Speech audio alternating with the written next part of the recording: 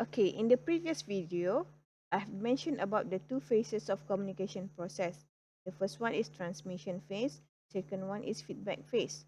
Okay, transmission phase is the original communication process in which the sharing of information between two people from sender to receiver.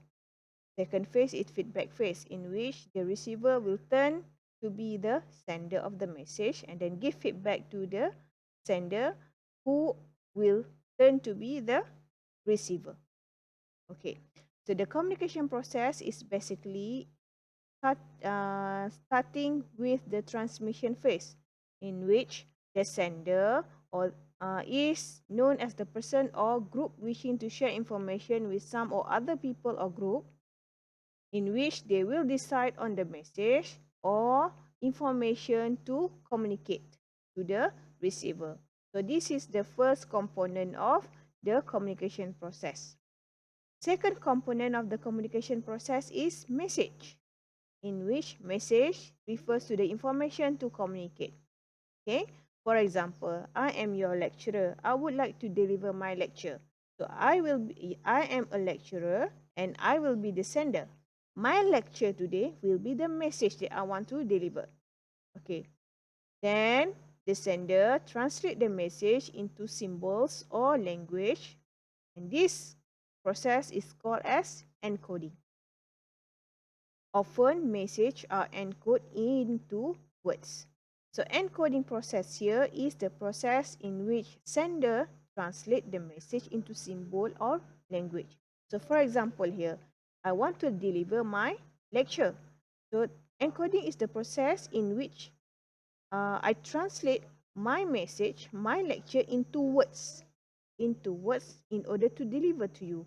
So my words, every words that come out from my mouth is the process of encoding. Okay, this is the third component of communication process. Fourth component of communication is noise. Okay, so this is a general term that refers to anything that hampers any stage of the communication. Okay, usually in the communication process, there will be something that will disrupt the communication process. For example, bunyi siren, bunyi orang ketuk-ketuk hammer, ataupun mungkin ketika awak tengah communicate dengan saya, tiba-tiba mak awak memanggil. That is called as noise. Okay, noise can be anything. It can be sound, it can be your attitude, your body gesture, and so on. So once my message is encoded, okay, the message will be transmitted through a medium to receiver. Okay, so this receiver is the person or group for which the message is intended. For example, I am the lecturer and I would like to convey my lecture. So I am the sender. My lecture will be the message, and then the process of uh,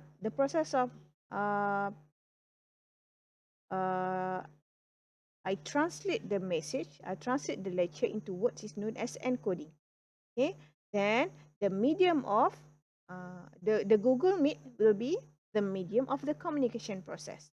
For example, so but if let's say I deliver my lecture through email, so email will be the communication medium. So you, as student, will be the receiver of the communication process. Okay, so the receiver is basically the person or group for which the message is intended. Okay, then a medium is simply the pathway such as phone call, a letter or memo, or face-to-face communication in a meeting through which an encoded message is transmitted to a receiver. For example, in our situation, okay, the medium will be video recording. Or if let's say we have online classes, okay, so Google Meet will be the medium of our communication process. At the next stage, the receiver will interpret and try to make sense of the message. This process is called as decoding. Okay, so encoding just now is the process I translating the message. The decoding is the process you as receiver translating my message into understandable terms or understandable form. Okay. So for example, okay, decoding process is the process you take what you take or you hear anything that I convey to you, and then you translate my message into the form that you understand. That are the component of communication process. Another thing is, when we talk about communication process, there are two things that you need to remember. The communication can involve verbal communication or non-verbal communication.